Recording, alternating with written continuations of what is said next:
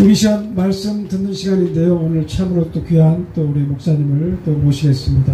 우리 인도 선교사님으로 또 오랫동안 또 선교사 또 활동하셨고요.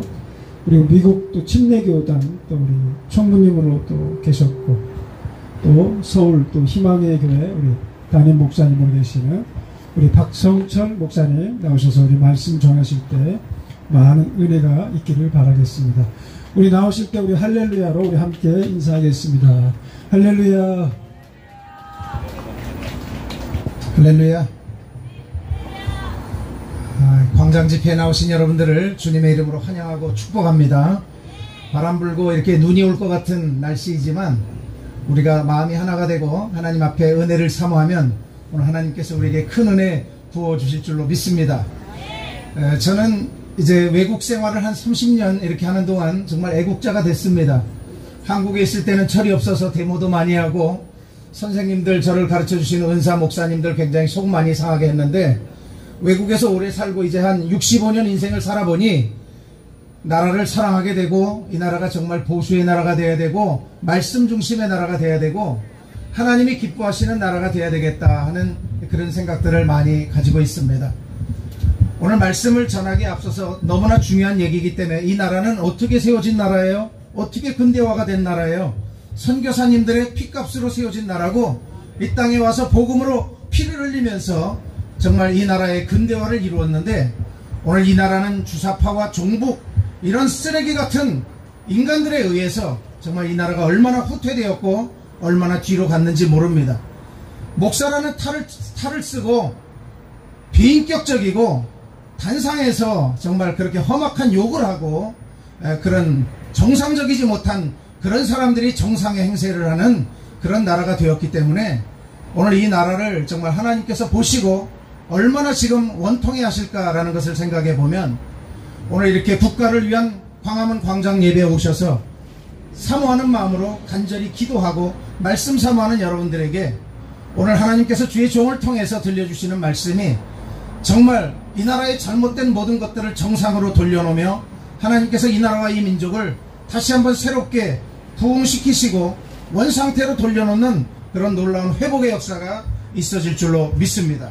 오늘 그런 기대함을 가지고 사모하는 마음으로 이 시간 여러분들 광장에 오셨으니 한번 우리 주님 앞에 뜨겁게 주여 삼창하고 한번 기도한 다음에 말씀 듣도록 하겠습니다. 주여 삼창하겠습니다. 주여, 주여, 주여. 생명의 주인 되신 하나님 아버지 은혜를 감사합니다. 광화문 광장 집회 저희들 불러주시고 이 시간 하나님의 자녀들이 여기에 모였습니다. 나라 사랑하는 마음으로 이 나라의 회복을 위해서 모였습니다. 주님 함께해 주시옵소서. 주님 도와주시옵소서. 우리를 불쌍히 여겨주시고 긍휼히 여겨주시고 이 나라와 이 백성을 주님 긍휼히 여겨주시옵소서. 축복받은 하나님의 자녀들이 여기 모였습니다. 하나님, 저들의 모든 심령들을 주님께서 온전히 주장하여 주시옵소서. 연약한 자들이 있습니까? 질병에 어덕이는 자가 있습니까? 경제에 묶여있는 자들이 있습니까? 이 시간 하나님의 회복의 광선을 그들에게 비춰 주시옵소서. 우리 안에 하나님 치료의 광선을 강하게 비춰 주시옵소서. 모든 가정들이, 모든 개인들이 축복받을지어다.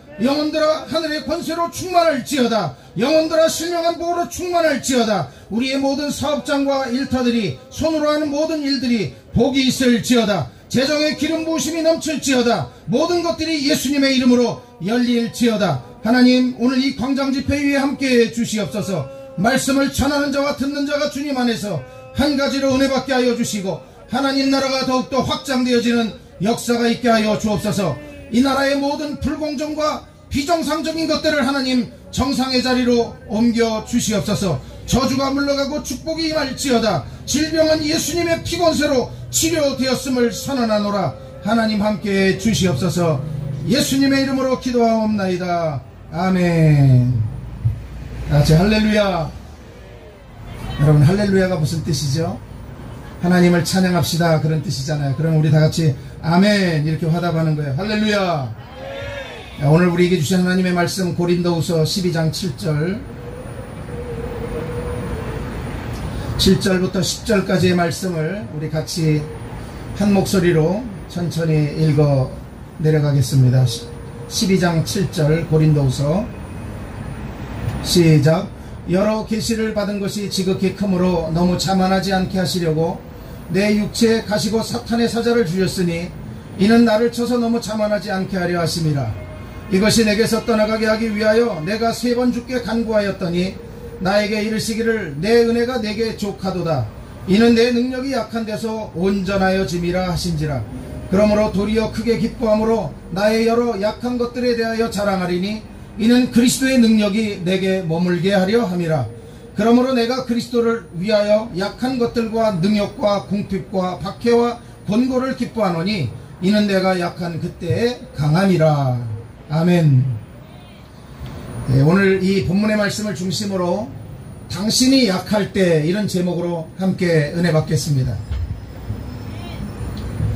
우리가 구하는 하나님의 뜻이 무엇인가?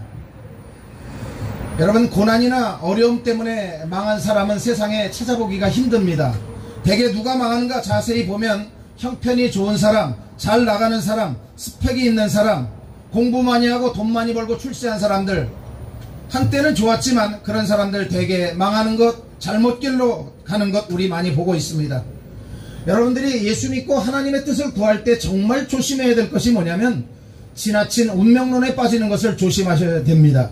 하나님의 뜻을, 미래에 무슨 일이 있을까 거기에만 너무 초점을 맞추고 1년 후에, 5년 후에, 나의 생애에, 우리의 가정에, 우리 교회 위에, 이 나라 민족 위에 무슨 일이 있을 것인지를 땅이 꺼져라 걱정하며 하나님 앞에 그것들만을 너무나 집중해서 기도하는 것, 지나친 운명론에 빠질 가능성이 많습니다. 하나님의 뜻은 미래에 무슨 일이 있을까 여기에 초점을 맞추는데 거기에 하나님의 뜻에 동기가 있는 것이 아니라 나의 뜻에 너무나 많은 초점이 맞춰져 있으면 우리는 너무나 우리의 믿음이 한쪽으로 이렇게 쏠려지는 경험을 하게 될 것입니다. 제가 젊은이들을 이렇게 지도해 보면 결혼을 앞두고 있는 젊은이들이 어디로 가야 하나, 무슨 직업을 택해야 하나, 편안하고 고생 안 하고 잘 살기 바라는 마음으로 하나님, 제가 뭘 해야 되겠습니까?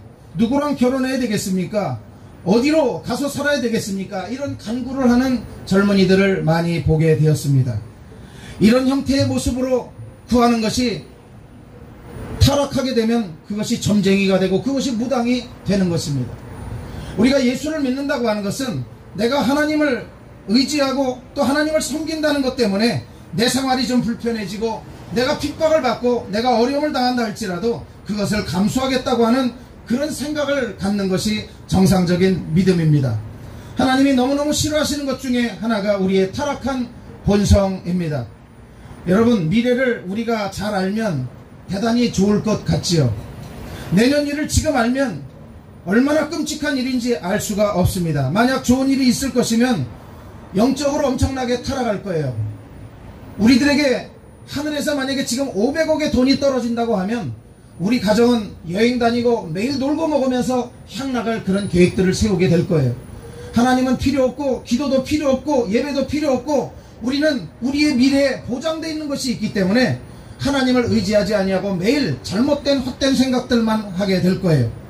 1년 후에 나에게 죽을 일이 찾아온다고 하는 것이 확정되어 있다고 하면 우리는 1년 동안 364일을 매일 고통스러운 나날을 보내야 될 거예요.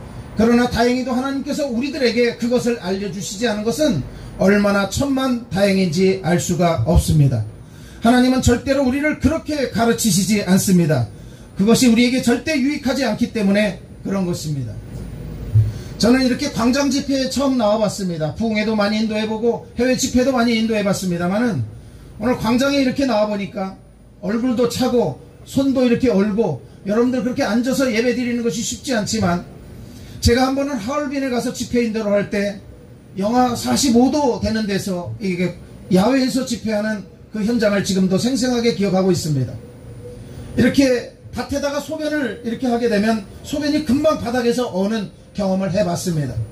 눈만 내놓고 다 가렸는데 눈물이 얼면서 보걱보걱하는 그런 경험을 중국의 하얼빈에서 경험해 본 적이 있습니다. 그거에 비하면 우리는 천막 밑에서 난로도 좀 있고 좋은 환경에서 예배를 드리고 있는 것입니다. 코로나 기간 동안에 정부에서 얼마나 예배를 간섭하는지 제가 견딜 수가 없어서 제 마음속에 막 진짜 거룩한 분노가 일어나기 시작했습니다. 그래서 이놈의 정부가 공산당들도 이렇게 예배를 방해 안 하는데 어떻게 예배를 이렇게 방해하나. 그래서 우리는 교회 문을 그냥 이중으로 다 걸어 잠궈 놓고 공무원들 일절 못 들어오게 하고, 나라에서 비대면 예배를 하라고 그렇게 할 때도 1년 내내, 그리고 지난 3년 내내 한 번도 예배를 거르지 아니하고 코로나 기간 예배를 드렸습니다. 물론 행정명령도 받고 여러가지 핍박도 받고 제재도 받고 그랬습니다. 우리 같은 지방에 있는 안희안 목사님 교회와 우리 교회는, 두 교회는 150개 교회 중에서 열심히 정말 하나님 앞에 예배하는 일에만 전심전력했습니다. 코로나가 거의 끝나가는 지금 교회 지형도는 어떻게 바뀌었을까요? 매일 비대면이라는 예배하고 인터넷 예배하고 모이기를 폐하고 그런 교회들은 지금 회복되지 않습니다. 그러나 하나님 앞에 목숨 걸고 예배한 교회들은 영적으로 살아있고 예배가 살아있고 말씀이 살아있고, 오늘 그런 교회에 있는 성도들은 마음속에 기쁨과 평안을 누리고 있습니다. 여러분, 오늘 우리들에게 많은 어려움들이 있었습니다. 많은 예배 핍박이 있었습니다. 한 번은 공무원이 예배 시간에 느닷없이 들어왔는데 저는 새신자인 줄 알고 환영하려고 했더니 이 사람이 예배를 엄청나게 방해하는 거예요. 왔다 갔다 하면서 막 감시하고 예배 시간에 소음을 발휘하고 그래요. 제가 그 주간에 주민센터에 찾아갔습니다. 주민센터에서 보낸 공무원이기 때문에 동장을 불러서 제가 동장한테 얘기해서, 딱 주민센터에 들어갔는데 절반은 마스크도 안 쓰고 있고 방역수칙 하나도 안 지키고 있고 순엉터리예요. 당신네들 말이야, 교회가 얼마나 방역수칙도 잘 지키고 열심히 철저히 하는데 와서 예배 간섭하고 예배 방해하고 아무것도 못하게 하고 하나님 앞에 불경건하게 어디서 그런 짓들을 하느냐고, 동장 똑바로 하라고 그렇게 얘기했더니 그 다음부터 2년 동안은 한 번도 공무원들 보내지 않고, 요즘 교회가 너무 순하게 고분고분하니까 교회들을 우습게 알고 하나님을 우습게 알고 예배를 우습게 하는 거예요. 그래서 우리 믿는 사람들, 우리 성도들, 교회들이 정말 선한 싸움 싸우고 바른 말을 바르게 해줘야 되겠다, 그런 생각을 하게 된 것입니다. 여러분, 우리가 이 땅을 살아가는 동안에 우리 모두가 다 부족하지 않습니까? 누가 온전한 사람이 있습니까? 우리는 나름대로 다 핸디캡, 조금씩은 장애를 가지고 있는 거예요. 세계 통계를 보니까 세계 인구의 약 15에서 20%의 사람들이 크건 작건 장애를 가지고 있어요. 우리들도 엄밀히 말하면 나는 알지 못하지만 정신적, 육체적, 그리고 영적 어떤 장애들이 우리에게 나름대로 조금씩은 있다고 보는 거예요. 제가 여러분들에게 몇 사람, 역사 속의 인물을 남겼던 사람 한번 이름을 호명해 볼게요. 아브라함 링컨, 뭐한 사람이에요? 미국의 16대 대통령이에요. 미국이 남과 북으로 갈라져서, 흑과 백이 갈라져서 그렇게 민족끼리 다툼을 하고 싸움을 하고 있을 때 아브라함 링컨은, 우리는 위대한 대통령으로 알지만 이 사람은 우울증이 있어서 우울증과 싸우고 자살 충동을 느꼈던 사람이었어요. 그러나 그의 배후에는 그를 위해서 기도하는 어머니가 있었어요. 어머니의 기도로 링컨은 회복되었고, 링컨은 미국의 16대 대통령으로 위대한 역사와 위대한 일들을 이룰 수 있었어요. 베토벤, 어떤 사람입니까? 세계적인 음악가 아닙니까? 음악가에게 가장 중요한 게 뭐냐면 미세한 소리와 청아한 음성을 들을 수 있는, 소리를 들을 수 있는 청력이 필요한 것입니다. 그러나 베토벤은 귀가 청각장애자였기 때문에 들을 수가 없었습니다. 그러나 그가 남긴 세계적인 곡들로 인해서 오늘날 음악을 하는 사람들이나 특별히 클래식을 하는 사람들은 베토벤을 정복하지 않으면 안 될 정도로 많은 유명한 명곡들을 남겼습니다. 여러분, 존 밀턴이라고 하는 사람은 누굽니까? 세계적인 명작인 신라본을 남긴 사람입니다. 그는 시각장애인이었습니다. 눈으로 볼 수 없는데 어떻게 그렇게 위대한 작품을 남길 수 있었겠습니까? 하나님이 그와 함께 하시고 하나님이 그의 장애를 극복하게 하셔서 그는 불후의 명작인 신라본을 남길 수가 있게 되었습니다. 프랭클린 루즈벨트는 누굽니까? 미국이 경제공황이 왔을 때 미국의 경제공황을 휠체어를 타고 극복해냈던 훌륭한 경제 대통령이었습니다. 저는 우리나라를 바라보면서도 이 나라에 비록 휠체어를 타고 다닐지라도 나라의 경제를 견인할 수 있는 프랭클린 루즈벨트와 같은 대통령이 나오기를 기도하고 있습니다. 마이클 팍스라고 하는 미국의 세계적인 액션 배우가 있었습니다. 이 사람에게 가장 치명적인 일은 가만히 있으면 근육이 떨리고 경직되고 자기 몸을 질질 끌고 다녀야 되는 그런 장애를 가지고 있었습니다. 그러나 그가 하나님의 도우심으로 신경성 퇴행질환 파킨슨병을 극복하고 아카데미 상을 휩쓰는 세계적인 명인이 되었습니다. 여러분, 누구나 핸디캡을 가지고 있습니다. 오늘 우리가 읽은 이 본문의 말씀 고린도 후서 12장 본문의 주인공인 사도 바울도 장애자였습니다. 그에게 육체의 가시가 있었습니다. 그는 성경에 나와 있는 여러 구절을 통해서 보게 되면 자기가 정말 굉장히 연약하고 힘들고 어려운 그런 환경 속에 처해 있을 때 하나님께서 그와 함께하여 주심으로 말미암아 그에게는 정말 하나님의 놀라운 은혜와 능력이 임하게 되었습니다. 성경에는 약하거나 장애가 있었던 많은 사람들이 있습니다. 성경의 위대한 인물들만 꽉 차 있는 것이 절대로 아닙니다. 여러분, 오늘 이 자리를 통해서 우리들 마음속에 하나님께서 부어주시는 놀라운 은혜가 넘쳐나시기를 주님의 이름으로 간절히 축복합니다. 분노 조절 장애를 종종 드러내고 성격이 급했었던 모세를 하나님은 들어서 출애굽의 지도자로 삼으시고 이스라엘 민족 선민을 회복시키기 위해서 그를 하나님께서 아름답게 사용해 주셨습니다. 열등감과 예민함 그리고 조울증 성향을 가지고 있었던 기드온 같은 사람을 많은 사람들이 자기의 소견으로 행할 때 하나님께서 사사로 세우셔서 그를 위대한 종으로 사용해 주셨습니다. 가정적으로 불우한 서자 출신 이스라엘판 홍길동이었던 입다 사사를 하나님께서는 사사반열에 세우시고 그를 통해서 위대한 일들을 이루어 가셨습니다. 충동적이고 쉽게 업앤다운하고 또 자기의 혈기를 드러내는 베드로 같은 사람을 예수님은 수제자로 사용해 주시고 그를 통하여 서방 모든 선교의 전초기지를 놓게 하셨습니다.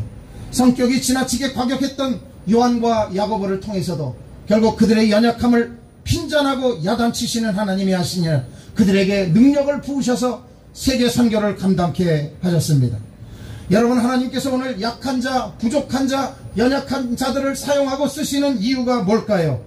고린도전서 1장 27절 말씀에 보면 하나님께서 세상에 미련한 것들을 택하사 지혜 있는 자들을 부끄럽게 하시려고 세상에 약한 것들을 택하사 강한 것들을 부끄럽게 하시려고 그리고 모든 일들은 하나님이 하신다는 것을 알게 하시고 깨닫게 하시려고 그렇게 하신다고 말씀했습니다. 제가 미국에서 공부할 때 제럴드 시처 교수님이라고 하는 분의 책을 읽게 되었습니다. 그분이 어느 날 하나님의 뜻이 무엇일까에 대해서 깊이 묵상하면서 자기가 느낀 것들을 글에 적었습니다. 많은 사람들이 하나님의 뜻에 대해서 기도하고 책도 보고 연구도 많이 하지만 미래에 되어질 일을 하나님의 뜻이라고 하지 말라고 시처 교수는 얘기했습니다. 자기 마음속에 그렇게 궁금증이 많이 있는데 어느 날 주말에 자기 온 가족들이 여행을 하게 되었습니다. 자기 어머니와 자기 아내와 4 자녀들을 차에 싣고 이제 대륙 여행을 떠나게 되는데 여행 중에 음주운전을 하는 술에 취한 한 사람이 와서 자기네 차를 엄청나게 강하게 들이받아서 그 현장에서 어머니가 돌아가시고 아내가 죽고 2 자녀가 죽는 그런 엄청난 일을 경험하게 되었습니다. 이제 남아있는 가족이라고 하면 자기 자신과 2 자녀만 남아있는데 인생 그 험난한 인생을 이제 어떻게 살아가야 될지 걱정하고 있는 시처 교수는 자기가 평상시에 늘 고민해왔던 하나님의 뜻에 대해서 깊은 생각에 젖어들게 되었습니다.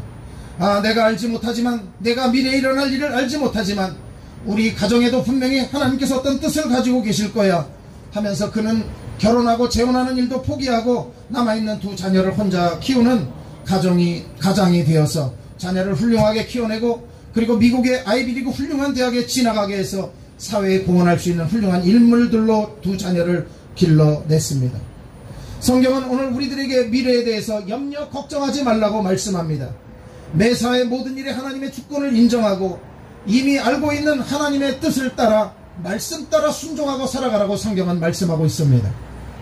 결혼을 앞둔 신랑 신부를 만나면 제가 그때마다 느끼는 것은 뭐냐면 사람을 잘 만나야 행복하겠다 이렇게 말하는 사람들이 많이 있습니다만은 그 이야기는 정말 성경적이지 않고 틀렸습니다. 그래서 대부분 결혼할 때 많은 사람들이 엄청나게 막 고르잖아요. 사람 엄청 고르죠. 돈 많이 가지고 있나, 집은 가지고 있나, 그 다음에 학벌은 좀 어느 정도 받쳐주나, 그 다음에 부모님들은 뭐하나, 자녀들은 어떻게 성장했나, 이런 거 가지고 엄청 따지잖아요. 그러면 사람을 고르죠. 우리 교회도 보니까는 엄청나게 청년들이 고르더라고요. 제가 그런 만나면 그래, 고르지 말라고 너무. 처음 봤을 때 하루 이틀 3일만 감동이 있는 거지, 우리처럼 한 40년 50년 같이 살아보라고. 그 얘기하는 거예요. 먼저 인생 살아봤으니까 얘기해 주는 거잖아요. 여러분, 내가 만난 사람이 나를 행복하게 해줄 것이라고 착각하는 사람, 그건 정말 잘못된 거예요. 결혼해서 그래서 행복하지 않으면 에이 잘못 만났네, 이 사람이 아니었나 봐 하면서 헤어질 생각하고 헤어질 궁리를 하고, 이거 성경적이지 않아요. 남 탓만 하고, 이것이 만약에 내 운명이 잘못된 것이지 이렇게 하면서 운명 탓만 하고. 행복한 생활은 성경은 오늘 우리들에게 가르치고 있습니다. 아내는 남편에게 순종하고 남편은 아내를 사랑하고 성경대로 실천하는 삶이 행복인 줄로 믿습니다. 아무리 좋은 사람 만나도 순종, 사랑하지 않으면 지옥 같은 삶을 우리는 매일 살 수밖에 없는 것입니다. 지금 이 시간에 하나님이 나에게 하라고 한 것이 무엇인지 찾고자 하는 것이 하나님의 뜻인 것입니다. 오늘은 우리가 광화문 광장에 모여서 하나님께 예배하라고 하나님께서 우리에게 말씀하셨기 때문에 우리가 여기에 모여서 함께 예배하는 줄로 믿습니다. 오늘 이 자리가 하나님이 기뻐하시는 자리, 하나님이 우리 마음속에 역사하시는 자리, 우리의 마음을, 우리의 영혼을 붙드시는 자리가 될 줄로 믿습니다. 고린도후서 4장 7절 말씀에 우리가 이 보배를 질그릇에 가졌으니, 거기 보배라고 하는 것이 뭐냐면 하나님의 말씀인 것입니다. 하나님의 말씀은 살았고 운동력이 있고 좌우의 날선 검과 같아서 우리의 관절 골수 찔러 쪼개기까지 하는, 우리의 모든 잘못된 심령을 수술하는 능력이 있는 줄로 믿습니다. 성경에서 가장 귀한 종이었던 사도 바울, 그에게 오늘 핸디캡은 뭐였습니까? 그에게 육체에 연약한 가시가 있었습니다. 심지어 그 약함을 자랑하기까지 하는 사도 바울을 보면 얼마나 복음에 확신에 차 있는 사도 바울인지 알 수가 있습니다. 자신의 약함을 자랑합니다. 왜 약함을 자랑할까요? 약함이 곧 하나님의 강하심을 드러낼 수 있는 비결인 것을 깨달았기 때문에 그렇게 하는 것입니다. 우리 한번 따라해 볼까요? 약함의 철학, 약함의 신학. 우리들도 사도 바울과 같이 나의 약함을 숨기고 포장하는 것이 아니라 드러내고 자랑할 수 있는 저와 여러분들 되시기를 주님의 이름으로 간절히 축복합니다. 하나님께서 바울을 멋지게 귀하게 사용하신 것은 바울이 겸손해서도 아니고 바울이 능력이 많아서도 아니고 그의 가문이 출중해서도 아닙니다. 그는 하나님 앞에 정직했고 그는 하나님 앞에 늘 자기 자신의 있는 모습을 그대로 정난하게 내보였기 때문에 하나님이 그를 사용하신 줄로 믿습니다. 한번 따라하겠습니다. 바울은 자신의 약함을 인정했습니다.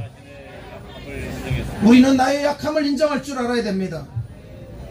내가 약하다는 것을 인정하지 않을 때 우리는 교만에 빠질 수밖에 없습니다.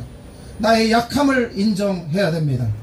여러분, 제가 우리 아까 이동호 회장님한테 많이 은혜 받았습니다만은 예배 인도하시면서 약하다고 해서 여러분 불의를 보고 그것을 타협하거나 눈 감아주는 것이 약한 거 아닙니다. 그거는 비겁한 거고 불의한 것입니다. 불의를 보면 왜 그렇게 합니까? 이렇게 하셔야 됩니다. 이게 바른 길입니다. 이렇게 말할 수 있는 것이 진리고 그것이 정의인 줄로 믿습니다. 저는 외국 생활을 오래 하고 특별히 선진국인 미국에서 오래 살아봤기 때문에 미국에서는 정직하지 않으면 살아갈 수 없습니다. 미국에 이민 오는 교포들이 한국에서 하던 그런 버릇들이 있어서 매일 세금 떼어먹고 나라를 상대로 거짓말하고 속이고 부정직하게 거짓말하면서 인생을 살려고 하는데, 그런 사람들 꼬리가 길면 어떻게 된다고 우리 속담에 있죠? 반드시 잡히게 돼 있습니다. 감옥에 가고 추방당하고 어려움당하고 그 가문이 다 패족이 되는 것을 알 수가 있습니다. 여러분, 나라에서도 그런데 하나님의 말씀은 어떻습니까? 영원히 불변하는 하나님의 말씀, 우리 말씀대로 삽니까? 말씀이 얼마나 소중하고 이것이 얼마나 생명인데 우리가 말씀대로 사는 것이 얼마나 소중합니까? 나는 약한 존재이다 하나님 앞에 인정하고 하나님의 도우심을 갈망하며 하나님, 오늘 하나님의 도움심이 없이는 저는 하루도 살아갈 수가 없습니다 라고 고백할 수 있는 저와 여러분들 되시기를 바랍니다. 어떤 교회에서 목사님이 정기검진에 가셨는데 정기검진에서 안 좋은 결과가 나왔어요. 난치병에 목사님이 걸렸어요. 그래서 내가 교회에다 이것을 기도 제목으로 내놔야 되겠는데 목사님이 마음에 갈등이 많이 생기는 거예요. 그래서 그 기도 제목을 교회에 내놨는데 성도님들이 열심히 모여서 기도한 게 아니라 그날 저녁에 모여서 우리 후임 목사님을 어떻게 모실 것인지 그것을 의논했다고 하는 슬픈 이야기가 있습니다. 여러분, 사도 바울이 자기 약함을 드러낸다는 것은 고린도 교회가 사도 바울의 사도권을 부정하고, 오늘날로 말하면 너 안수 제대로 받았어? 신학 공부 제대로 했어? 어디 출신이야? 학벌 내놔봐. 너 어디 교단 내놔봐. 소속. 이렇게 따지고 드는 교인들이 교회 안에 있었어요. 그런데 거기에 자기의 약함을 드러내는 것이 얼마나 큰 용기가 필요해요. 할 수 있었겠어요? 여러분 같으면 그거 쉬운 일이 아니에요. 그러나 자기의 약함을 드러냈어요. 교인들이 불이익을 줄 수도 있었어요. 위험 부담도 엄청나게 있었어요. 나약함, 책임감 없는 주의 종으로 낙인 찍힐 수도 있었어요. 그러나 정직하게 하나님 앞에서, 성도들 앞에서 진정한 용기를 내는 것이 중요하다는 것을 말씀을 통해서 깨닫고 난 바울은 오늘 교인들에게 정직하게 이야기하고, 세상 사람들에게 자기의 글을 수신하는 모든 수신자들에게 정직하게 이야기했어요. 우리 두 번째 바울은 한번 따라하겠습니다. 바울은 자신의 약함을 위해서 기도했습니다. 오늘 여기 8절 말씀에 보니까 사도 바울이 자신의 약함을 위해서 하나님 앞에 열심히 기도하고 있는 모습을 우리가 보고 있습니다. 이것이 내게서 떠나가게 하기 위해서 내가 3번 주께 간구하였더니, 그냥 기도한 것이 아니라 간절히 기도했다, 이런 얘기예요. 요즘 말로 말하면 애간장이 높게 기도하고 창자가 끊어지듯이 기도하고 목청이 찢어지듯이 기도하는 그런 은혜를 하나님 앞에 그가 간절히 기도함으로 간구했다는 것입니다. 여러분, 우리가 자신의 약함을 인정하는 데서 끝나면 안 됩니다.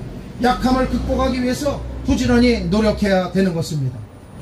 제가 인도 선교에서 선교를 하고 국내에 들어와서 건강검진을 받았는데 제 몸 안에 수십 개의 물혹이 있고 돌이 있는 거예요. 돌이 꽉 찬 거예요. 선생님에게 물어봤어요. 선생님 왜 그래요? 아마도 그 후진국에 계실 때 물이 안 좋아서 그 물에서 몸에 많은 돌이 생긴 것 같습니다. 그래서 쓸개도 잘라내고 몸에 있는 여러 가지 돌들을 제거하는 그런 엄청난 수술들을 받고 사경을 헤매고 있을 때 하나님께서 병상에 있는 저에게 음성을 들려주셨습니다. 너의 사명이 다하기까지는 내가 너의 목숨을 거두지 않을 것이니 힘써서 주의 일하고 목숨 걸고 주의 일하라고 말씀하셨습니다. 그때로부터 지금까지 시간이 많이 흘렀잖아요. 4년 5년 수술 받고도 시간이 흘렀는데 아마도 의사는 그랬을 거예요. 주일날 교회 설교해야 되기 때문에 속에 내장이 터져가지고 병원에서 수술 받고 닌겔 꽂고 주사 이렇게 들고 있는데, 그런 상태로 교회 주일날 설교하러 왔다가 또 병원에 가고 이렇게 하는 정신병자 같은 저의 모습을 보면서 저 사람 도른 거 아니야? 저 사람 교회 정상적인 목사 맞아? 그 교회는 비정상적인 성도들만 있는 거 아니야? 아마 그렇게 오해했을 수도 있을 거예요. 그러나 예배가 얼마나 소중해요? 예배가 얼마나 중요해요? 예배는 우리의 목숨보다 더 소중한 것이잖아요. 그렇기 때문에 그 예배의 목숨 거는 저에게는 그 한 주의 예배도 걸을 수가 없고 빠질 수가 없었어요. 우리 성도님들이 그런 예배의 목숨 거는 저를 보고 예배 시간에 늦게 나오거나 어슬렁거리고 나오거나 하면 목사님에게 엄청나게 혼나기 때문에, 목사님이 예배에 대해서만큼은 호랑이 목사님이 엄청나게 무섭기 때문에 철저히 하죠. 우리 하나님 앞에 나올 때 어슬렁거리고 늦게 나오고 그러면 안 돼요. 하품하면서 나오고 그러면 안 돼요. 여러분, 대통령이 나를 초대했어요. 용산 대통령실에. 어떻게 하고 갑니까? 목욕제계하고 면도하고 여자들이면 미용하고 머리에 고데기로 좀 얹기도 하고 국가시도 좀 주고 힘주고 그렇게 하고 가지 않습니까? 옷도 평상시에 아끼는 거 가장 좋은 거 때때 옷 입고 그렇게 가지 않겠습니까? 우리 하나님은 어떤 하나님이십니까? 대통령을 이 땅에 보내신 하나님, 우리들을 보내신 하나님, 우리 모든 나라를 허락하신 온 천지만물 우주를 창조하신 하나님 아니십니까? 그 하나님을 뵈러, 그 하나님을 예배하러 가는 예배 현장에 우리는 어떤 모습으로 갑니까? 부시시한 모습으로 가서는 안 됩니다.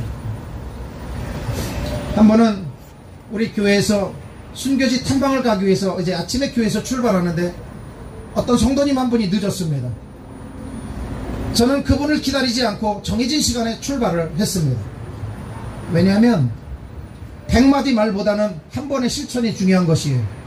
우리 목사님은 10시에 출발한다면 정각 10시 철저하게 지키시는 분. 여러분, 거기 있는 20명의 사람이 5분씩 기다리면 얼마예요? 100분이에요. 100분의 시간을, 아까운 시간을 왜 낭비해야 됩니까? 우리가 그렇게 하면 안 되겠죠. 우리가 하나님 앞에 오늘 자신의 약함을 위해서 기도할 자세도 필요하지만 부지런히 노력해야 되는 거야. 약함을 극복하기 위해서. 제가 선교지에서 돌아와서 돌이 많다 그랬잖아요. 어떻게 극복했겠어요? 첫째는 하나님 앞에 기도했어요. 기도하고 매일 골방에 들어앉아 있는 것이 아니라 동네 길을 걷기 시작했어요. 맨 처음에는 10분, 20분 걸었어요. 나중에는 1시간씩 걸었어요. 그 다음에 강변에 가서 자전거도 탔어요. 그 다음에 막 테니스장에서 테니스도 쳤어요. 열심히 못하니까 레슨도 받았어요. 실력을 월등하게 막 향상시켰어요. 성경에 뭐라고 돼 있어요? 우리는 모든 걸 할 수 있다고 그랬어요? 없다고 그랬어요? 우리는 빈곤에 처하고 풍부에 처하는 비결도 배우고 내게 능력 주시는 자 안에서 모든 걸 할 수 있다고 성경은 말하고 있잖아요.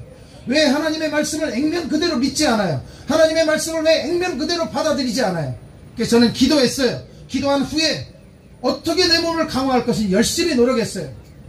여러분 42.19km 마라톤이 얼마나 힘들어요. 마라톤도 훈련받았어요. 그래서 42.19km도 여러 번 완주했어요. 막 4시간에 주파했어요. 여러분 제가 65세쯤 돼 보입니까? 얼마나 청년 같습니까? 얼마나 소리가 우렁찹니까? 얼마나 지금도 팽팽합니까? 얼굴에 보톡스 맞은 거 없습니다. 제가 얼굴에 피부 미용 받은 거 없습니다. 하나님이 저의 피부 미용을 해주시고 하나님이 저의 내장도 다 고쳐주시고 하나님이 저의 육신도 더욱더 건강하게 해주셨습니다. 우리 여기 이동욱 회장님 의사협회 회장하시고 이러는데 의사들이 저를 이렇게 저렇게 인도에 있을 때도 그래요. 제가 죽을 병에 걸렸어요. 풍토병에. 인도 의사들이 하는 얘기가 있어요. 외국에서 와서 풍토병 걸리면 풍토병의 증세가 어떤 거냐면 혈변 쫙쫙 매일 혈변이 쏟아지는 거예요. 혈변을 열을 하면 다 죽어. 8일 만에 죽는 사람도 있고 9일 만에 10일 만에 죽는데 10일 안엔 다 죽어. 제가 8일째 혈변을 하고 있어요. 열이 40도에 기도했어요. 하나님 앞에 사경을 헤매고 있는데 하나님 앞에 기도. 하나님 히스기야의 기도를 드렸어요. 하나님의 세미한 음성이 들렸어요. 너의 사명 아직 끝나지 않았어. 조국의 근대화, 조국의 복음화, 조국의 정상화. 너 선교지에서 끝나는 것이 아니라 조국 대한민국 어떻게 할 거야? 하나님 음성 들려줬어요. 열심히 건강을 회복해서 다시 우리 조국을 위해서 뭔가 조금이라도 기여하는 주의 종이 되어야 되겠다. 제 마음속에 그런 꿈을 갖고 하나님 앞에 간절히 기도했어요. 의사가 8일째 되는 날 대학병원 의사가 저에게 왔어요. 인도 사람이에요. 힌두교 사람이에요.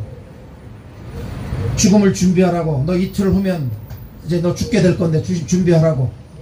옆에 있는 제 아내가 저를 한국에 데려가려고 하는데 의사가 겁박을 하는 거예요.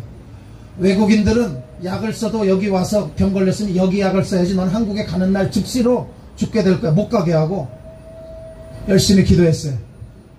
대학병원 그 시멘트 바닥에 딱딱하고 차가운 바닥에 무릎 꿇고 기도했어요. 하나님 저에게 한 번 더 기회를 주세요. 제가 그때 퇴원해서 1년 후에 다시 한번 거기에 가서 열심히 그 의사를 제가 전도했어요. 너는 나를 죽는다고 했지만 네가 뭔데 감히 나를 죽내 사내 만해를 네가 결정해. 내 생명의 주인은 누구예요? 하나님 아버지시잖아요. 한번 따라하겠습니다. 나의 생명의 주인은 전능하신 하나님이시다. 믿습니까? 예, 여러분 그 믿음 가지고 사시길 바랍니다.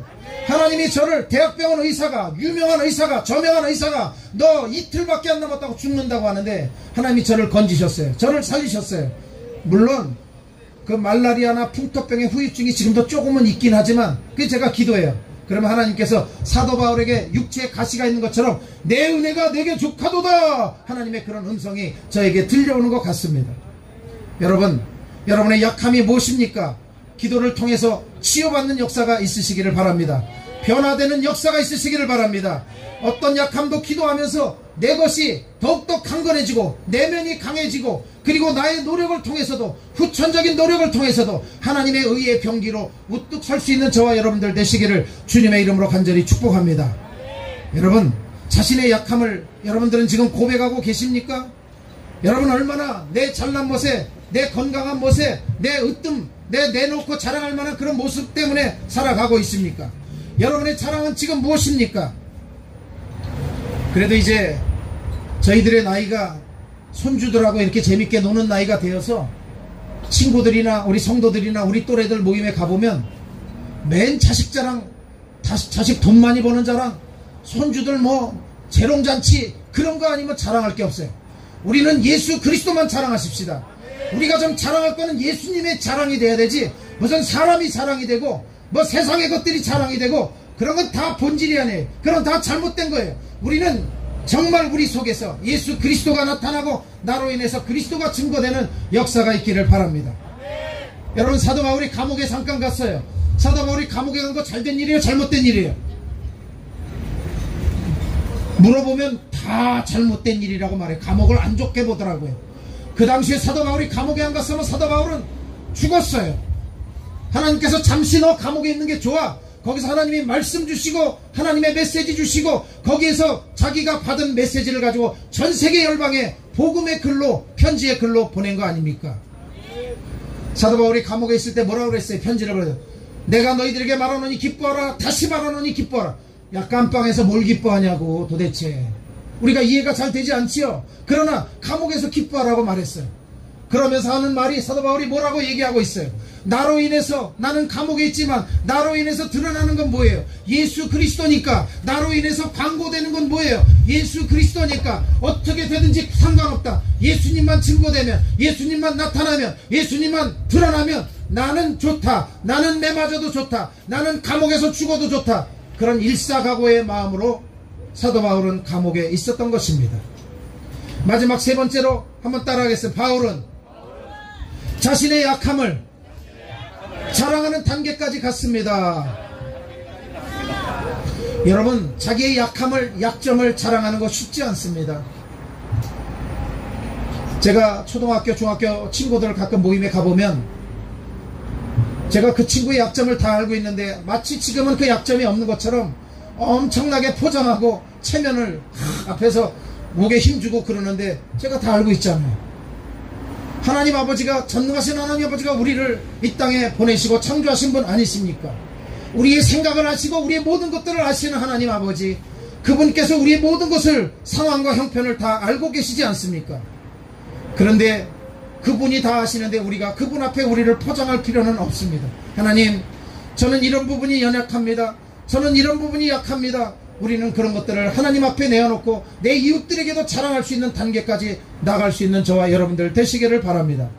바울이 자신의 약함을 자랑할 수 있게 한 두 가지의 깨달음은 뭐냐면, 첫째는 약함이 자만을 방지한다는 것을 알게 되었어요.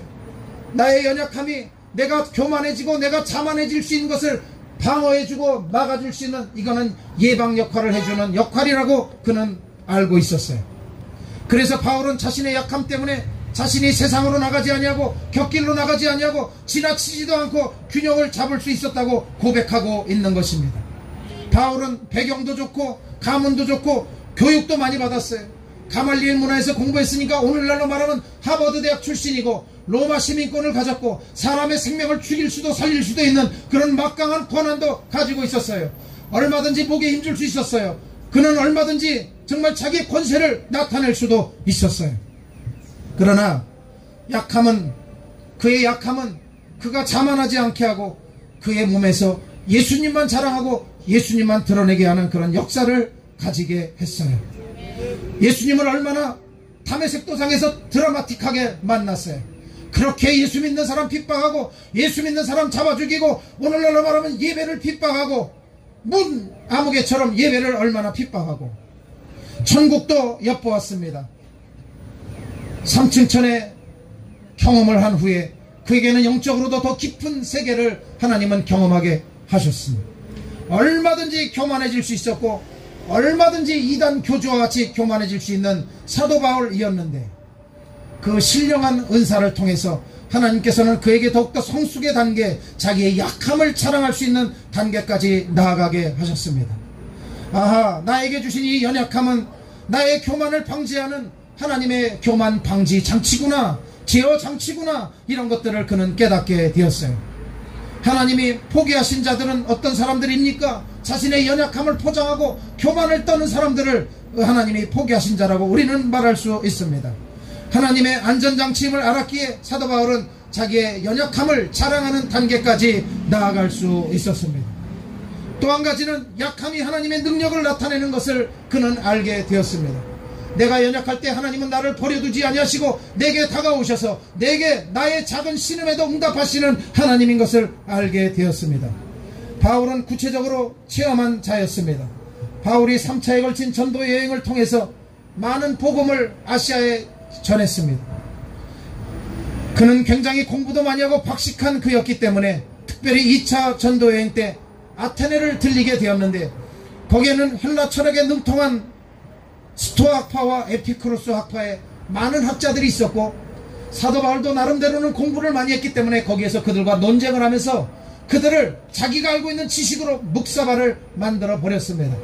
그리고 거기에서 자기가 정말 나는 정말 대단한 사람이라고 하는 것을 자기의 학벌도 자기의 학문도 거기에서 다 피력을 하게 되었습니다. 그러나 우리가 성경을 통해서 알듯이 사도 바울이 그의 사역 가운데 가장 실패한 것이 어디냐면 아덴을 방문했을 때 아덴 사역은 실패한 사역이었습니다. 그러나 사도 바울의 사역 가운데 가장 험난하고 가장 연약하고 가장 열악한 환경 속에서 그가 사역했던 고린도 지역을 사역했을 때, 고린도를 방문했을 때 고린도에 있는 많은 교인들이 자기의 사도권을 부정하고 자기의 목회와 영적인 것에 도전하는 그런 어려운 건데 갈 때 사도 바울은 그 마음속에 굉장히 두려움이 있었습니다. 그 마음속에 떨고 있었습니다. 고린도라는 음란한 도시가 버겁게 느껴질 수도 있었습니다. 그곳에 갈 때 건강 상태가 별로였습니다. 동역자도 없었고 경제적인 모든 재정 지원도 다 끊겨져 있는 상태였습니다. 전 선교지였던 아테네에서의 그 선교의 실패도 자기 마음속에 우울한 마음으로 계속 짓누르고 있었습니다. 그런데 놀랍게도 고린도는 바울이 가장 많은 열매를 거둔 그런 지역 중에 하나입니다. 그것은 그 비결은 너무 두렵고 떨리는 마음이 있었기 때문에 그리스도의 십자가만 철저하게 의지했고 예수님의 십자가만 붙들고 있었습니다. 고린도전서 2장 2절 말씀에 그는 나는 예수님의 십자가만 자랑하고 십자가만 붙들겠다고 고백하고 있습니다. 고린도에서 바울은 너무 약했기에 하나님을 철저하게 의지할 수밖에 없었습니다. 그 결과로 하나님의 큰 능력을 그는 덧입게 되었습니다. 약함이 하나님의 강함을 끌어오는 통로가 되는 것을 그는 경험하게 되었습니다. 사랑하는 성도 여러분, 오늘 광화문 광장에서 우리의 예배는 연약한 우리의 모습을 하나님 앞에 정난하게 그대로 드러내놓고, 연약한 우리의 모습이지만 우리는 결코 연약하지 않습니다. 내 안에 계시는 주님은 강하고 그 주님은 오늘도 이 나라의 모든 역사와 정치, 경제, 사회, 문화 모든 것들을 이끌고 가시는 주님이신 줄로 믿습니다. 그 하나님 앞에 우리의 나라의 연약함과 이 나라의 불합리한 모든 것들을 이 시간 올려드리면서 함께 예배하고 기도하는 우리들입니다. 여러분, 이 시간에 여러분 한 분 한 분 가슴에 손을 얹고 한번 생각해 보시기를 바랍니다. 나는 하나님을 믿지만 나의 연약함은 무엇일까? 나의 연약함을 인정하시기를 바랍니다. 나의 연약함은 무엇일까? 나의 연약함을 놓고 하나님 앞에 간절히 기도하시기를 바랍니다. 약함을 고침받게 되든 받아들이게 되든 그 약점을 자랑하는 자리까지 끌고 가는 저와 여러분들 되시기를 바랍니다. 사도 바울은 오늘 우리들에게 결론의 말씀으로 이렇게 말씀합니다. 내가 약할 때 오히려 강합니다. 이렇게 고백하는 자리까지 나아가실 수 있기를 바랍니다. 우리 조국 대한민국은 어느 세계 경제 7강에 드는 엄청난 나라가 되었습니다. 저도 세계 수십 개국의 나라를 가서 복음을 전해보면 그 나라마다 특징이 있습니다만은 우리 대한민국이 얼마나 잘 살고 행복하고 좋은 나라인지 알 수가 없습니다. 이 나라가 조금 더 정치만 잘하고 모든 사람들이 정신을 차려 근신하여 깨어 기도하고 하나님 아버지 제일주의로 나가고 황금만능주의가 아닌 신앙만능주의로 살아가는 나라가 된다면 이 나라를 세계 으뜸가는 나라로 사용해 주실 줄로 믿습니다. 미국에 있는 세계 경제를 지표를 통계를 내는 그런 기관에서 앞으로 세계를 지배할 세 개 나라를 꼽았습니다. 대한민국, 이스라엘, 터키, 이 나라를 세계 3강으로 꼽았습니다. 미국이 아닙니다. 러시아가 아닙니다. 영국이 아닙니다. 프랑스, 일본이 아닙니다. 앞으로 21세기 세계를 선도할 수 있는 위대한 나라 중에 우리 조국 대한민국이 3강에 들어가 있다는 사실을 기억하시기를 바랍니다. 우리가 그러기 때문에 이 나라와 이 민족이 어떤 길로 가야 되고 어떤 방향으로 가야 되는 것은 너무나도 소중한 것입니다. 오늘 광화문 광장 집회에서 하나님, 이 나라와 이 민족을 주님께서 견인하여 주시고 이 나라에 나아갈 길을 주님께서 인도해 주십시오. 주여, 이 나라를 회복시켜 주십시오. 이 나라의 모든 위정자들을 바른 길로 주님께서 이끌어 주십시오. 이렇게 간절히 기도하게 될 때 우리 조국의 연약함이 하나님께서 더욱더 강함으로 이끌어 주시고 우리 조국의 부족함이 하나님의 완전하심으로 이끌어 주시며 이 나라와 이 민족이 세계를 선도하는 복음의 나라, 하나님이 기뻐하시는 축복된 나라가 될 줄로 믿습니다. 그 일에 아름답게 끝까지 쓰임받는 우리 광화문 광장의 믿음의 동지들이 되시기를 주님의 이름으로 간절히 축복합니다. 기도하겠습니다. 하나님 아버지 감사합니다. 광화문 광장이 쌀쌀한 가운데 있지만 우리들은 춥지 않습니다. 오늘 주께서 이 자리에 함께 동행해 주시고 성령님 이 자리에 함께 동행해 주셔서 목청이 터져라 외쳤습니다. 하나님 이 광장에 울려 퍼진 이 복음의 메아리가 하나님 우리 심령들 속에 정말 깊게 뿌리를 내려서 이 나라와 이 민족을 위해서 목숨 걸고 예배하는 일에 우리가 정말 우리 모든 헌신을 하나님 앞에 올려드릴 수 있는 우리 광화문 광장의 모든 믿음의 동지들 되게 하여 주시옵소서. 우리 이동욱 회장님을 축복해 주시옵시고 모든 협력하는 협력자들에게 아버지 하나님이 하나님을 높이고 그들이 끝까지 믿음으로 승리하는 승리를 경험하고 맛보게 도와 주시옵소서. 예수님의 이름으로 간절히 기도하옵나이다. 아멘.